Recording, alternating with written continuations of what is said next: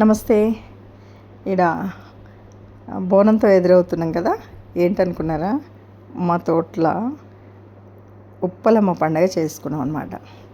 ఈ ఉప్పలమ్మ పండగ మాకు మొదటిసారి. తోటలో ఫస్ట్ టైము తప్పనిసరిగా గ్రామదేవత ఉండాలి, ఆ పరాశక్తి మనం ఉన్నా లేకున్నా కాపాడే తల్లి ఉంటుంది కాబట్టి మేమైతే పెట్టుకున్నాం, నిలుపుకుని అక్కడ పెట్టుకున్నాము. సరే, నాకైతే ఈ పద్ధతి అది ఎట్లా చేస్తారు ఏం తెలియదు. అయితే ఈ పర్టికులర్గా ఈ పండగ చేయడానికి ఒక కుమ్మరి వాళ్ళు ఉంటారంట, ఆయన్ని పిలిపించాము. దాదాపు చుట్టుపక్కల చాలా చోట్ల ఆయనే చేస్తాడట. ఆయన ఇచ్చిన అడ్రస్సే, ఏం లేదు. మనము షాప్లో కుంకుమలు అమ్మే షాప్లో అడిగితే ఉప్పలమ్మ పండుగ సామాన్ అంటే మొత్తం సామాగ్రి అంతా వాళ్ళు ఇస్తారు. ఆయన కట్నంతో పాటు ఈయనకు డబ్బులు ఇస్తే ఈయన ఏం చేస్తాడంటే 4 కుండలు తెస్తాడు.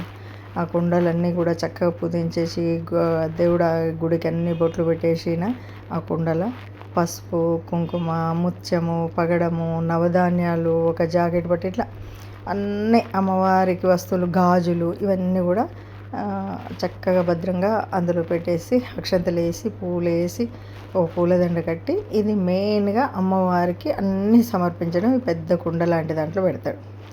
ఇంకొక ఇది కాకుండా ఇంకో 3 చిన్నవి గురుగుల్లాగా ఉంటాయి. ప్రతిదానికి మూత అయితే ఉంటుంది. ఈ గురుగుల్లాగా ఉన్నటువంటి వాటిలోనేమో అమ్మవారికి సాగ పోస్తాం కదా, ఆ సాగ పోసేది అందులో తీర్థంలాగా పోసి పెట్టాలన్నమాట. అది చేస్తే సరిపోతుంది. దీనికి ముందు ఏం చేయాలంటే తప్పనిసరిగా మనం బోనం వండి తీసుకురావాలి అమ్మవారికి. ఈ బోనంలో వండేటప్పుడు ఏం వండుతారంటే ఏం లేదు, పసుపు వేసినటువంటి అన్నం అంతే. పైన కాస్త చింతపండు పులుసు కానీ పెరుగు కానీ చిన్న గురిగిలో పైన మూత పెట్టి దీపం పెట్టి వెలిగించి తీసుకురావడమే బోనం అనమాట. ఇక్కడ అమ్మవారికి అది నైవేద్యము పెడతారా అంటే దాన్ని తీసి ఏం చేస్తారంటే, మేము కూడా అదే చెప్పాడు ఆయన, మాకు తెలియదు కానీ ఆయన ఆ చుట్టూ ఉన్న పచ్చటాకులు మూతుకాకులు తెప్పించి ఒక చిన్న విస్తరి అప్పటికప్పుడు కుట్టి దాంట్లో పెట్టినాం. దానికంటే ముందు చక్కగా ఎదురుగుండా ఉంది చూడండి, రాయిలాగా మీకు కనబడుతుంది కదా, అది బొడ్రాయి.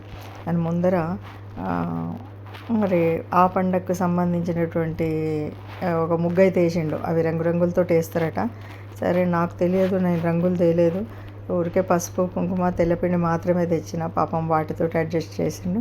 ఇదంతా కూడా ఆయనే డెకరేట్ చేసిండు మొత్తము. అంటే బొట్లు పెట్టుకోవడము, మామిడాకులు కట్టడం, పూలు పెట్టడం అన్నీ ఆ కుమ్మరాయనే మొత్తం అన్నీ చేసి మొత్తం ఇటుపక్క అటుపక్క చక్కగా బొట్లు పెట్టిండు. అన్నీ డెకరేట్ చేసుకొని ఈ ముగ్గు ఒకటైతే వేసిండు. మరి ఆ ముగ్గు డిజైన్లో ఏముంది నాకు తెలియదు కానీ రకరకాల ఇంకా రంగులు కూడా ఉంటే బాగుంటుందమ్మా అన్నాడు. ఏమన్నా నాకు తెలియదు అని చెప్తే సరే ఉన్న వాటిని అడ్జస్ట్ చేసి వేసిండు. మొత్తం ముగ్గులు అయితే వేసిండు. ఈ బోనం తెచ్చినాక ఇది చేసినాక ఇక్కడ మన ఆచారాన్ని బట్టి, మన వ్యవహారాన్ని బట్టి, అంటే కేవలం ఒక గుమ్మడికాయను తీసి కొట్టడం ఒక వంతు అవుతుంది. లేదు అంటే గొర్రెపిల్లను జట్టిచ్చి కోయడం అనేది ఉంటుంది. సరే, ఇక్కడైతే ఏం చేసిండంటే ఆకులు విస్తరైతే కుట్టిపించి అందులో ఈ బోనంలో ఉన్న అన్నాన్ని తీసి పెట్టమన్నాడు.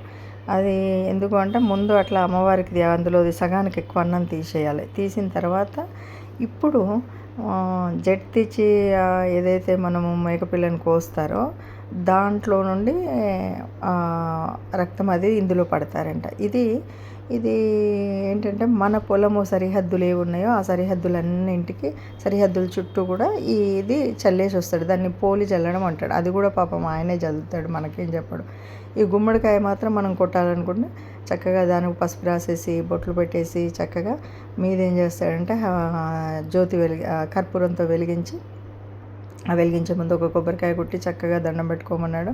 అది అయిన తర్వాత ఇక ఆ గుమ్మడికాయను వెలిగించి గుడి చుట్టూ మంచిగా గుడికి దిష్టి తీసి ఆ తర్వాత గుమ్మడికాయను కొడతాడనమాట. అదంతా కూడా పాపం ఆయనే చేస్తాడు. మనం ఏంటంటే మనస్ఫూర్తిగా దండం పెట్టుకోవడం ఒకటే ఉంటుంది, ఇంకా ముగ్గులు వేయడం ఏంటి అన్నది. చక్కగా ముందు ముగ్గు వేసిన తర్వాత ఏం చేసిండంటే ఒక 4 నిమ్మకాయలు అవన్నీ కూడా బొట్లు పెట్టి అన్నీ చుట్టూ పెట్టాడు. ఇవన్నీ పెట్టి ఏం చేస్తారంటే మధ్యలో తర్వాత ఏం చేస్తాడు, పూజ అయినాక తవ్వుతారు. అక్కడ కొంచెం అంతా తవ్వి మనము ఏవైతే ఉన్నాయో అన్నీ అందులో మళ్ళీ పూడి చేసి పెడతాడు. ఇది పద్ధతి అయితే మనకు తెలియదు. కేవలం నాకు ఎంతవరకు తెలుసు అంటే నిజానికి ఈ గ్రామ దేవతలకు సంబంధించినటువంటి సాహిత్యంలో వాళ్ళు ఏంటి, ఎవరు, ఏం పేర్లు ఉంటాయి, ఎలా అన్నది మాత్రం నేను పుస్తకాల సాహిత్యం ద్వారా చదివింది మాత్రమే తెలుసు. చాలా చోట్ల చుట్టాలు వాళ్ళు ఉప్పలమ్మ పండుగ చేసుకున్నప్పుడు ఒకటే విషయం తెలుసు, మీరు పండుగ చేసిండ్రా అక్కడ ఉన్నటువంటి ఏమైతే వండుకుంటారో అక్కడే తినేసి రావాలి తప్ప ఎట్టి పరిస్థితుల్లో ఒక మెతుకు కానీ ఒక్కటి కూడా బయటికి వెళ్ళొద్దు. అలాగే తిన్నటువంటి ఆకులతో సహా బయటికి ఎగరకుండా ఒక గుంతలో వేయాలి. ఇలాంటివన్నీ చెప్తారు. ఇంతవరకే నాకు తెలుసు. ఇక మిగతా ఈరోజు పూజా విధానం అయితే అంతా కూడా ఆయన చేసిందే. ఆయనే బ్రాహ్మడు, ఆయనే పండితుడు, ఆయనే అది. సరే, ఇక్కడ నేనైతే ఎవరిని పిలుచుకోలే. దానికి రకరకాల కారణాలు ఉన్నాయి. ఈ మధ్యలో ఈ కారణాలు చెప్తే ఏమో కానీ మొత్తానికి లేనిపోని కష్టాలలాగా అనిపించినవి. అందుకే నేను అమ్మని నిలబెట్టుకున్నా. కాబట్టి ఎవరిని పిలుచుకోలే. నేను, నా కొడుకు, కోడలు మేమే పూజ చేసుకున్నాం. మా అమ్మ ఉంది అంతే, నా మనవరాలు, వాళ్ళ తాతయ్య, ఇంతమందితోటే చేసుకున్నాం. కాకపోతే ఈ పూజా విధానం పొద్దున్నే మంచి చేసాం. 12 గంటల వరకు మళ్ళీ వండిన తర్వాత మహానైవేద్యం పెట్టాము, దాన్ని మేము తిన్నాము, ఇదంతా చేసాం.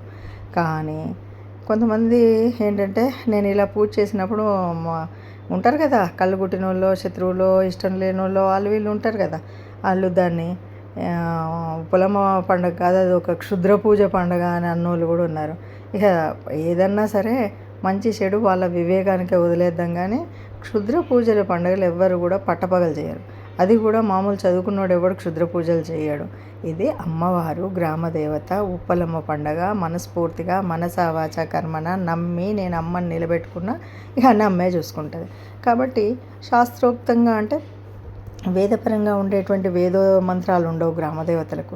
పసుపు కుంకుమ రాయి ఉంటే చాలు, అమ్మవారు అక్కడ నిలబడ్డట్టే. అలాగే చేసుకున్నా. అమ్మని నమ్మాను, అమ్మని చేసి ఆ పూజ చేయించుకున్నాను. ఇంకా అన్నీ ఆ తల్లే చూసుకుంటుంది. అన్నీ ఆమెకు. నిజంగా ఆ తల్లి ఎంత సత్యము అంటే, నేను ఏదైతే బాగా కష్టపడుతూ నాకు కష్టం కలుగుతుందో ఆ కష్టం నేను అమ్మని నిలబెట్టుకున్న తెల్లవారి నాకు బోలెడన్ని సాక్ష్యాలు అమ్మ చూపెట్టింది.